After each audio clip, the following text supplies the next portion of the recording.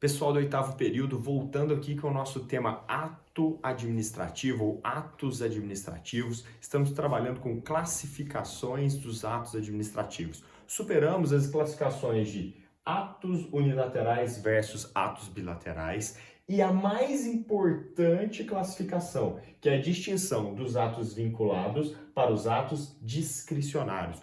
Nossa tarefa na aula de hoje é continuar todas essas classificações. Só que agora, de uma maneira muito mais fácil, pois você já conseguiu entender o que é um ato vinculado e o que é um ato discricionário. Para isso, vamos começar aqui, diferenciando o que seria um ato geral para um ato individual. Então, ato administrativo geral versus ato administrativo individual. Enquanto eu passo o slide para chegar exatamente nesse tópico, eu gostaria que você pensasse: o ato de nomear todos vocês, todos os alunos do oitavo período num concurso público é um ato geral ou seria um ato individual?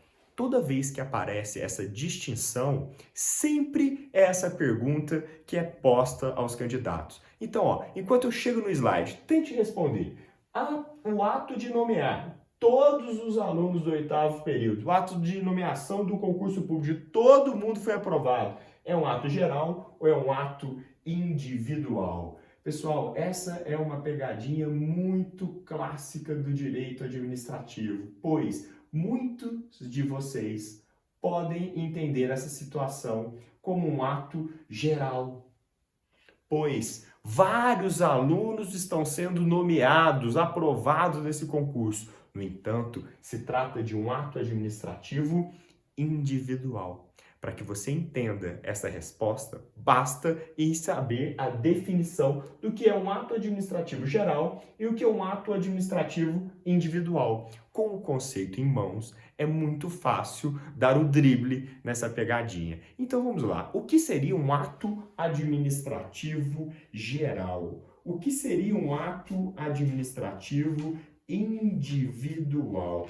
Pessoal, tudo isso que eu falo para vocês nesses slides tem a ver com os destinatários. Então, o que caracteriza um ato administrativo geral são os destinatários. E os destinatários do ato administrativo geral são destinatários indeterminados ou indetermináveis. Note o seguinte, na pergunta que eu te fiz, nós conseguimos identificar quem seriam as pessoas nomeadas, mesmo que isso fosse um número grande de pessoas a serem nomeadas. Então, olha, a distinção é a relação dos destinatários. No ato administrativo geral, você não sabe quem são, você não consegue delimitar. No entanto, no ato administrativo individual, mesmo sendo um número grande de pessoas, se você conseguir identificar quem é o destinatário ou quem são os destinatários do ato, ele será um ato administrativo individual. Então faça o checklist comigo. Ato administrativo geral é que possui destinatários indetermináveis. Agora, algo você jamais pode confundir. Esse ato administrativo geral apresenta características tradicionais da lei. Você já estudou comigo em IED e lembra que o que marca uma lei é ela ser geral e abstrato em regra. E quando eu não consigo identificar quem é o destinatário do ato administrativo, é porque estamos de um ato que tem por característica ser geral e abstrato. Então, o ato administrativo geral não é lei, mas apresenta a característica de ser geral e abstrato. Ele tem a mesma característica da lei, só que ele não é um ato normativo primário, ou seja, ele não tem o poder de inovar no ordenamento jurídico. Ele não pode criar obrigações e nem pode criar direitos. Ele serve para concretizar o que está na lei. Então, apesar de possuir como característica ser geral e abstrato, ele está submetido à lei. Por isso é um ato normativo secundário. Marque bem sobre isso. ato administrativo geral, você não consegue identificar os destinatários. Trata-se de um ato normativo secundário, abaixo da lei, pois apresenta a característica de ser geral e abstrato. Fácil de lembrar sobre isso. E um exemplo interessante dessa questão é o decreto. O decreto que é expedido pela administração pública, você não sabe a quem ele irá atingir. Por isso, é um ato administrativo geral. Passa essa etapa e eu foque agora no ato administrativo individual. Os destinatários, ao contrário do ato administrativo geral, são determinados ou determináveis. Você sabe quem irá utilizar deste ato. Por isso a minha pergunta, que deu início a essa nossa discussão, é simples a resposta. O ato que nomeia todos os alunos do 8º período é um ato administrativo individual. Por isso eu coloquei aqui, ó, se Deus quiser, como exemplo, a nomeação dos alunos do 8º período no concurso público, ou em um concurso público. Classificação facinha, é uma questão que se cair você tem que acertar sobre isso, porque é fácil. A única coisa que pode te atrapalhar é a questão terminológica, confundindo exatamente a pergunta que eu te fiz. Olha, eles vão contar um tanto de gente foi nomeado. Poxa, um tanto de gente foi nomeada, mas eu consigo determinar quem é cada uma dessas pessoas que se beneficiou com esse ato. Logo, é um ato administrativo individual. E a última coisa que poderiam perguntar é se esse ato administrativo geral, que é geral e abstrato, que apresenta características de generalidade e abstração, ele é um ato normativo primário. De forma alguma, é um ato normativo secundário, pois está abaixo da lei, não inova no ordenamento jurídico, não é apto a criar obrigações e nem direito para os indivíduos. Combinado sobre essa nossa terceira classificação de atos? Partindo sobre isso, e você que assistiu a live da Marília Mendonça, supere essa classificação e vá para próxima classificação super importante, pois as provas adoram perguntar a distinção entre ato administrativo simples, complexo e composto.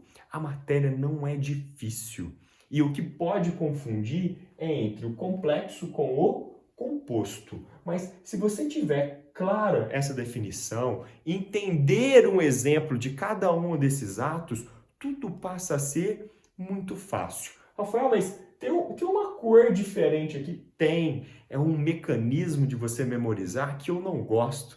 Mas mesmo assim irei contar para vocês. Mas teoria do Jack Stripador. Vamos por partes. O que seria um ato administrativo simples? E o que seria um ato administrativo composto ou o complexo?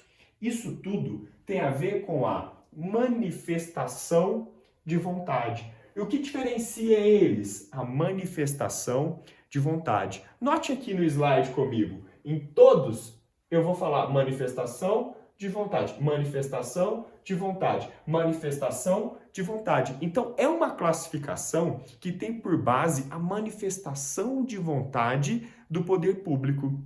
No ato administrativo simples, simples, existe uma única manifestação de vontade,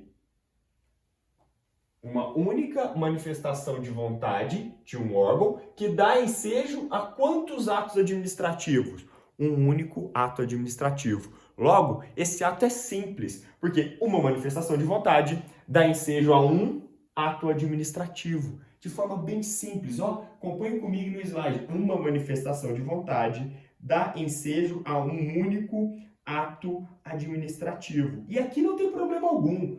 Aqui o que acontece na maioria das vezes na administração pública? Ela determina, por exemplo, uma desapropriação.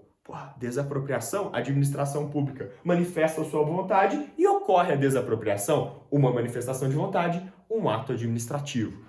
Todo o exercício do poder de polícia, toda a questão de intervenção do Estado na propriedade. Lembra daquele exemplo que eu falava? Que alguém vai e impede de vender cachorro-quente naquela noite, uma interdição, por exemplo, é uma manifestação de vontade que gera um ato administrativo. Na maioria das vezes, a administração pública trabalha com essa ideia, ato administrativo simples, uma única manifestação de vontade. Rafael, por que você está falando rápido? Uma, porque você pode pausar, e outra, porque é fácil você entender isso.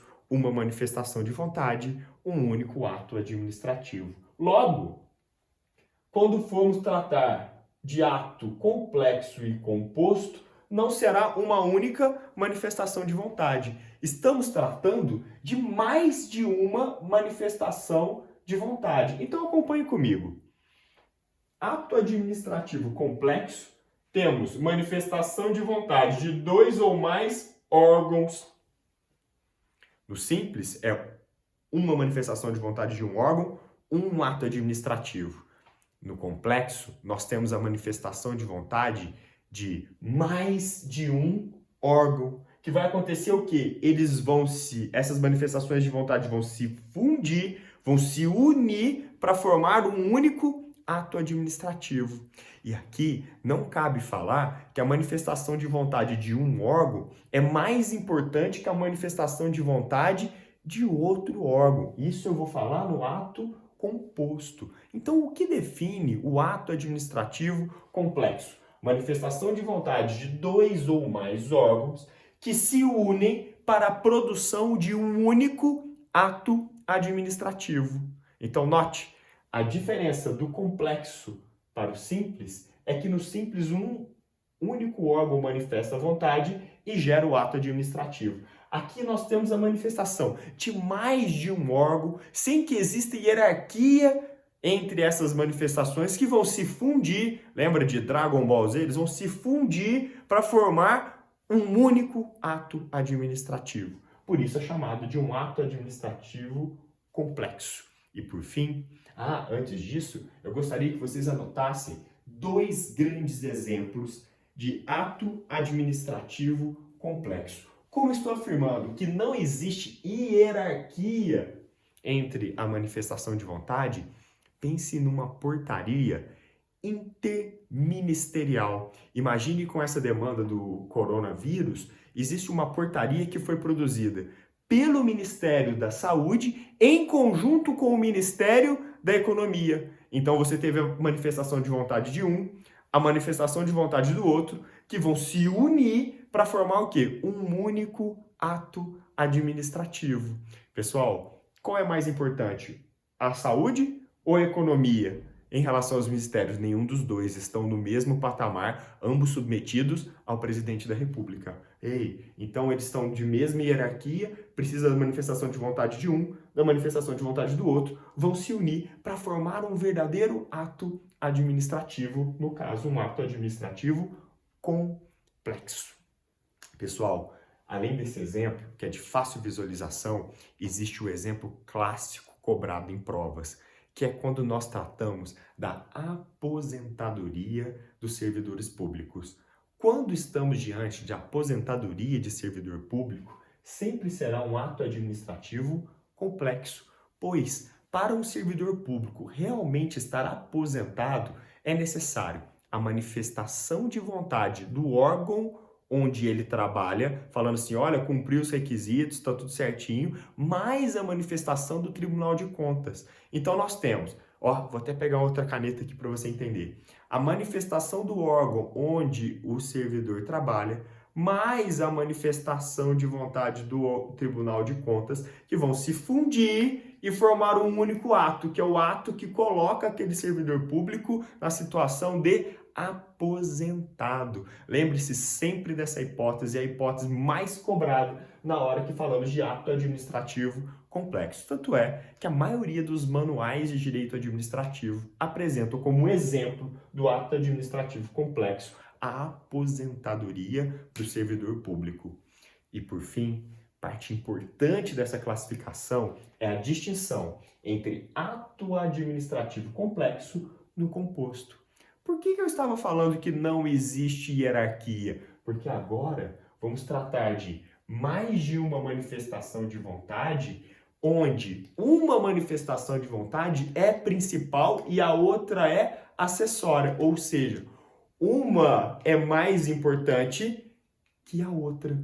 Sempre que tiver a necessidade de duas manifestações de vontade de órgãos distintos, mas onde uma é a principal e a outra é acessória, não estaremos mais diante de um ato administrativo complexo, e sim diante de um ato administrativo composto. Então é comum a CESP, trocar o nome desses atos administrativos e perguntar para você se isso é verdadeiro ou se isso é falso. Então, pensa comigo, quando for ato administrativo composto, temos uma manifestação de vontade principal e depois existe uma manifestação de vontade acessória. O acessório orbita em relação ao principal, mas é necessário que os dois se conectem para que forme um ato administrativo composto. Toda vez que é necessário uma homologação, o que é homologar? Fala assim, estamos de acordo, estaremos diante de um ato administrativo composto. Quem estuda licitação pública sabe que antes do edital ser publicado, a comissão que elaborou esse edital, manda o edital para o chefe hierárquico, para ele chancelar, para ele homologar, para ele falar assim, tá tudo certinho, pode publicar. Então, um fez o edital, que é o ato principal, o outro vem depois e só homologa, e isso junto forma o ato administrativo composto. Então, a manifestação de vontade de um órgão que precisa ser aprovado por outro, aprovado, homologado, ratificado, para formar um ato administrativo. Pessoal, ato administrativo é matéria central do nosso estudo.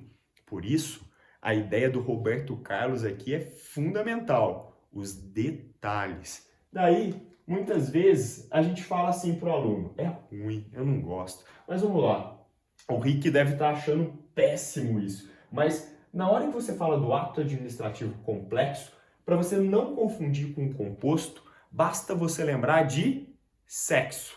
Como assim? Para que o sexo ocorra, é necessário a vontade de quem? De dois. E não existe a vontade de um ser mais importante que a vontade do outro. Chega de machismo na sua cabeça. Então, olha só, a vontade dos dois que podem produzir um ato, ou que vão produzir um único ato. Se você pensar em um homem e uma mulher, os dois se conectando, produzindo um filho, um ato. Então você vai lembrar que complexo vem de sexo, que não tem hierarquia entre as vontades. Péssimo, apaga isso, nunca te contei sobre isso. Mas lembre, ato administrativo simples, ato administrativo complexo e ato administrativo composto. O interessante é que você saiba fazer a distinção entre estes atos. A distinção entre eles é fundamental. Passando desta classificação, vamos pegar aqui uma classificação super simples. Uma classificação onde você descansa para entrar no tópico 6 voando. E aí a gente encerra essa parte da nossa aula. Vamos lá. Ato administrativo de império são os verdadeiros atos administrativos. É o ato administrativo em sentido estrito, ou seja, é o ato realizado pela administração pública onde está presente a ideia de supremacia. Lembra que eu já coloquei um agasalho e te falei, estou revestido das prerrogativas de poder público? É exatamente o ato administrativo de império. Depois, o que seria um ato administrativo de gestão? É quando a administração pública está em pé de igualdade com o particular. Ou seja, a administração pública não está valendo-se de suas prerrogativas. Não há a incidência do regime jurídico de direito público. Aqui, a administração pública está atuando como se fosse um particular. Por isso, é sem a existência da supremacia. Por isso que se eu estivesse em sala de aula, eu subiria numa cadeira para você perceber a supremacia. E aqui estaria em pé de igualdade com vocês. Ato de gestão é sem supremacia. Ato de império é com supremacia. Aqui é a atuação da administração pública como se fosse um particular. Perfeito? E aí, o que seriam os atos de mero expediente? Mero no sentido de deboche, no sentido que não produz vontade, são atos de caráter interno. Imagina que você fez um pedido à administração pública municipal, que será direcionada ao prefeito municipal. E depois de dar entrada a este documento ou esse pedido, esse documento precisa ser levado até a mesa do prefeito. E esse ato, por exemplo, de levar algo até a autoridade administrativa é conhecido como ato de mero expediente. São encaminhamentos de documentos a uma autoridade, atos onde não tem decisão. É só o trâmite, fazer seguir o trâmite. Isso aqui é complemento. Essa aqui é uma distinção que nós já vimos, mas com um outro nome. Só para finalizar, ato administrativo, em sentido estrito, que nós estamos estudando o tempo todo, são os atos administrativos que decorrem do império, que tem supremacia do interesse público. Fácil de lembrar sobre isso. E para fechar, esse estudo de classificação dos atos administrativos, que você tem que ficar assim, atento aos detalhes, basta identificar a seguinte classificação. O que seria um ato administrativo perfeito, o que seria um ato administrativo válido e o que seria um ato administrativo eficaz. Pessoal, se ele não for perfeito, será imperfeito. Se ele não for válido, ele será inválido. Se ele não for eficaz, ele será ineficaz. Então, se você fizer o caminho contrário, você tem a definição da dicotomia. Então, vamos por partes. O que seria um ato administrativo perfeito? É aquele, anota comigo, ato administrativo perfeito é aquele que completou em sua inteireza o seu ciclo de formação. Ele é perfeito porque ele tem ali a presença de todos os seus elementos, ou seja, ele completou todo o seu ciclo de formação. Por exemplo, ele foi expedido por uma autoridade competente, ele tem a forma adequada, ele tem a finalidade prevista na lei, ele tem o motivo correto e o objeto permitido pelo direito. Então, todo o ciclo que é exigido para se produzir o ato foi feito e foi feito de maneira correta. Logo, ele será um ato administrativo legalzinho, perfeito, de acordo com tudo que a lei exige. Ele completa o seu ciclo de formação. Caso falte um dos elementos, ele não completou o seu ciclo. Logo, ele será um ato administrativo imperfeito. Depois de você analisar com calma a diferença entre ato administrativo perfeito para o imperfeito, vale a pena nós discutirmos a distinção entre ato administrativo válido e ato administrativo inválido. Não é porque você está estudando direito administrativo que a distinção do direito se modifica. Validade é uma análise de conformidade, se está de acordo com o ordenamento jurídico ou não está de acordo com o ordenamento jurídico. O que é um ato válido? Ato válido é aquele que não contraria as normas do ordenamento jurídico, ou, em outras palavras, está de acordo com o ordenamento jurídico. Válido, ato administrativo válido, é aquele que está em conformidade com o ordenamento jurídico. É aquela ideia do ato não contrariar o ordenamento existente. E para finalizar, eu gostaria que você lembrasse um pouquinho de futebol. O que é um atacante eficaz? É aquele atacante que tem a chance e faz o gol. Por que eu estou te dizendo isso? Porque eficácia em qualquer situação do direito, é quem pode produzir efeitos. Então, um ato administrativo eficaz é aquele que está apto a produzir efeitos. Um ato administrativo ineficaz não pode produzir efeitos. Logo, um ato pode ser válido e não ser eficaz. Como assim? Ou o ato pode ser eficaz e não ser válido. Como assim de novo, parte 2? Pessoal, eficácia normalmente é atribuída com a publicidade. Eficácia, por exemplo, marca a contagem de prazo. Quando que o prazo começa a correr para você? Quando você tem ciência, quando essa informação chegou até você. Então você vai lembrar bem daquela escala ou escada pontiana, que existe o plano da existência, que existe o plano da validade e existe o plano da eficácia. Eficácia é produção de efeitos. E para produzir efeitos, o ato administrativo precisa da sua publicação. Logo, publicação é condição de eficácia. Exemplo: o prazo do edital de licitação só passa a correr a partir do momento que ele for publicado. Então, o intervalo mínimo de cada uma das modalidades das licitações é contado a partir da publicação, porque é com a publicação que aquele ato começa a produzir efeitos e a contar o seu prazo. Então, é facinho nós lembrarmos de ato administrativo perfeito, ato administrativo válido e ato administrativo eficaz. Estou saindo da frente do seu slide para que você possa visualizar com clareza essa distinção. E estou encerrando a aula aqui, me despedindo de vocês e avisando que próxima aula iremos tratar sobre os elementos dos atos administrativos. E para você começar a memorizar, podemos falar em competência, forma, finalidade, motivo e objeto. Trataremos de todos os elementos do ato administrativo. Fico aqui à espera de vocês para a nossa próxima aula. Lembrando que qualquer dúvida, qualquer apontamento, você pode utilizar de qualquer rede social, você pode utilizar do SGA, você pode utilizar do Canvas ou mesmo das nossas conferências que são feitas logo no começo da semana, no horário da nossa aula. Então, um tchau para vocês e aguardo para que possamos estudar os elementos dos atos administrativos.